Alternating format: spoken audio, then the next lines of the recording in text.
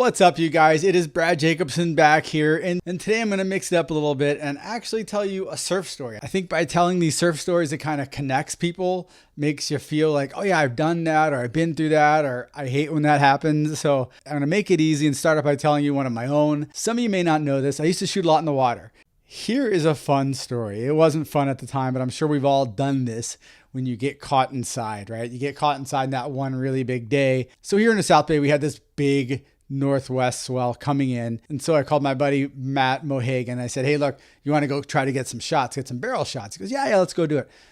Long story short, he swims out, I swim out. He's obviously on a surfboard. I'm just swimming with swim fins. Now, when you shoot photos in the water, you sit in the impact zone, right? Especially when you're shooting barrels, because you want to be in the right spot. You want to be in the barrel. So you're always sitting where the waves breaks.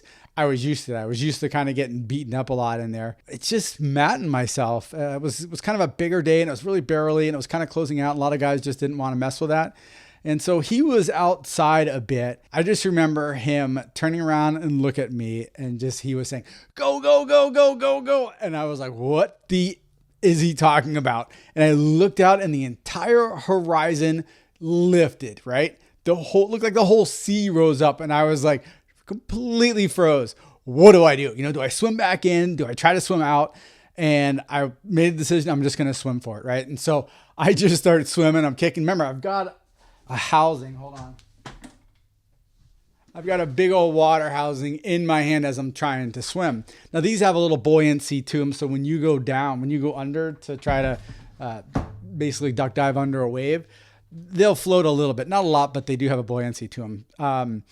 So as I'm swimming, I see him breaching over the top of the wave. He barely made it, right?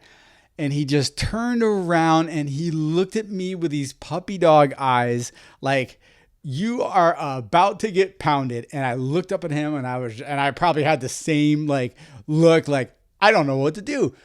So this thing is peeking up and I just see it's coming down right where I am. Like it's going to break. Looks like it's going to break a foot in front of me. And all of a sudden time stopped. Everything and if this has happened to you, you know exactly what I'm talking about. Time slowed. I don't necessarily stop, but it slowed down. And I remember thinking to myself, there's absolutely nothing I can do. There's no reason for me to fight it. I know I'm not going to beat the ocean. And so I remember getting fully relaxed and just going, this is it. I've never faced death in my life. I've never done anything where I thought the end was possibly there. But now I'm talking a big day. This is probably double, triple overhead wave coming directly at me. And so I just remember going, here we go. Grabbed a deep breath, relaxed, because that's what they always tell you to do. You got to relax, when you're getting ready to get pounded like that. I took one last breath and I said, and there was this weird thought in my head, this is really it. I'm not in control. When I went under with the assumption that it's no longer in my hands. I can do the best I can do, holding my breath, and here we go. So I go under, and I always have this theory, and it's a good theory to live by for those of you who surf bigger waves. You want to get under it before it gets under you, meaning that once you're under the water, you want to because as that wave breaks down, it's going to obviously penetrate the surface and start doing this rolling effect towards you. So if the water is deep enough, you want to get all the way down under that tumbling bit of white water coming at you. And I just remember thinking about that as I went down. I got to go down fast. I got to get under this thing. And so as I'm going down, it was very calming, and it was out of my hands. It was the weirdest thing. I knew the basics, what to do. I got to get under it and I got to hold my breath. And so luckily it was a deep water spot as well. So as I'm going down, I just remember hearing this rumbling coming at me. If you had an avalanche coming at you or something like that, where you could hear that, it's a daunting noise. And I'm just you don't know if you're under it until it's there. So it's not like you can look and go, okay, yeah, I'm under, I'm good. So I didn't know. And I just remember diving down, and then boom, it just pushed me. And so it pushed me below, and you have to take the housing and put it behind you.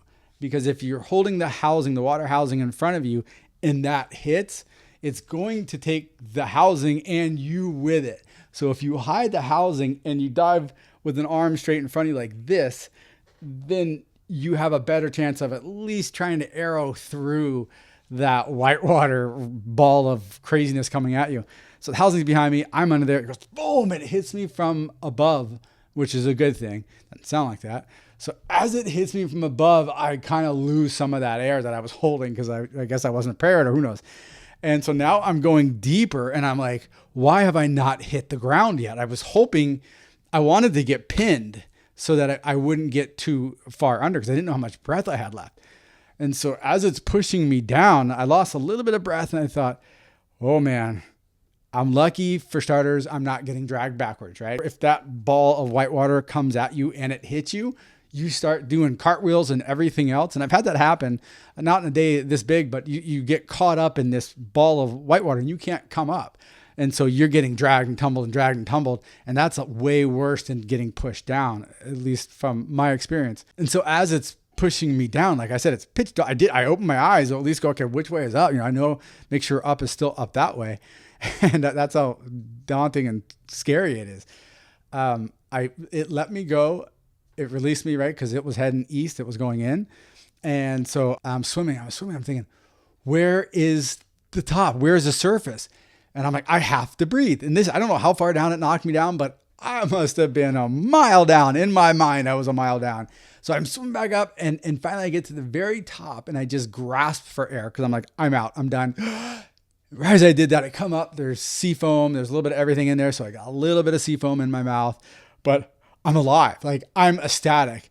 And one of the nicest things that's ever happened to me, if you ever are surfing and you're surfing with a photographer, Matt had turned around in the middle of a set and come back in to save me if he could find me.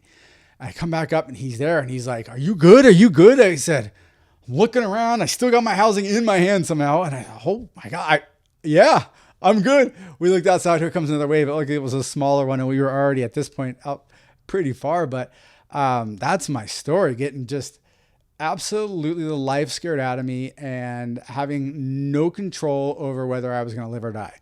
Leave me a note in the comments if you've ever had anything like that happen to you as well. It's good to kind of share these experiences, and maybe, there's something that I said today that can help you next time you go out surfing.